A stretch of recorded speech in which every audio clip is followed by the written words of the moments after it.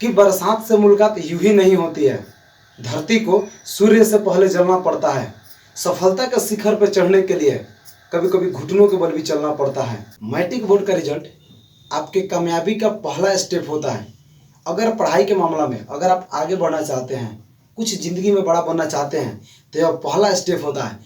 अगर आपका रिजल्ट इसमें बढ़िया आता है तो आगे का द्वार आपके लिए खुल जाता है। घर वाले भी सपोर्ट करते हैं, आपको भी इंटरेस्ट आता है कि मेरा अच्छा खासा नंबर आया है, मैं भी आगे पढ़ूंगा और आगे बढ़ूंगा।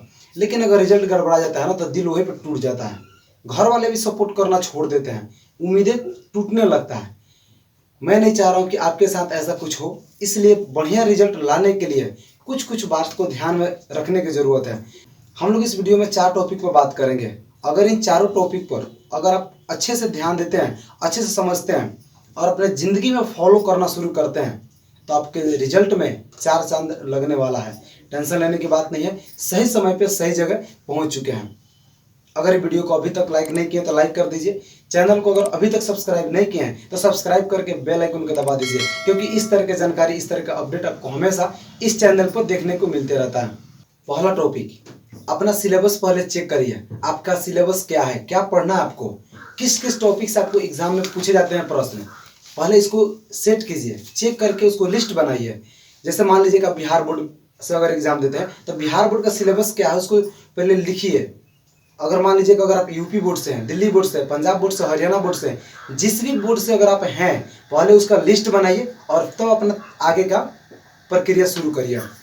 नंबर 2, पढ़ाई करने के लिए टाइम टेबल फिक्स करिए। यानी कि अगर अपने भाषा में समझें तो रूटीन बना के पढ़ाई करिए।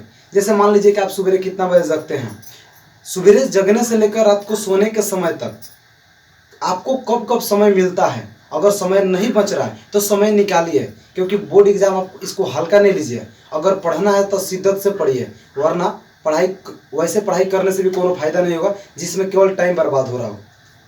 तो अगर बढ़िया नंबर लाना है तो टाइम टेबल का ध्यान देना बहुत ज़रूरी है। आप देखिएगा जितने बच्चे टॉप करते हैं ना, इस टाइम टेबल को बहुत बारीकी से ध्यान देते हैं, क्योंकि टाइम टेबल अगर बनाकर पढ़ाई करते हैं तो इसमें आपका समय बचता है और कम समय में बेहतर पढ़ाई होता है। कभी बनाकर पढ़ाई करके देखिएगा। अगर बनाकर पढ़ते हैं तो बहुत बढ़िया, अगर नहीं बना कर पढ़ते हैं तो पढ़ाई करके देखिएगा। जैसे मान लीजिए कि बहुत सारा विषय आपको पढ़ाई करना, और जब पढ़ाई कर रहे हैं तो 6 से 7 घंटा, मेरे हिसाब से 7 से 8 घंटा पढ़ाई करिए, रोज के रोज पढ़ाई करिए। और 7 से 8 घंटा अगर पढ़ाई कर रहे हैं तो अपना जो भी विषय है उसको बनाइए कि मुझे इंग्लिश कब पढ़ना है, मैथ कब पढ़ना है, साइंस कब पढ़ना है, हिंदी, समाज, जो भी आपका सिलेबस है किसको कब पढ़ना है, रूटीन बना के पढ़ाई करिए। और इस तरह से पढ़ाई करके देखिएगा आपके अंदर खुद परिवर्तन आना शुरू हो जाएगा।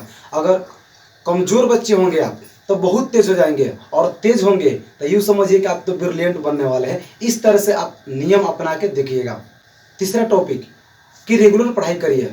बहुत बच्चे क्या करते हैं ना, पढ़ाई करते हैं लेकिन छोड़ बढ़ के पढ़ाई करते हैं। यकीन माने, छोड़ बढ़ के पढ़ाई करिए, कोई फायदा नहीं है।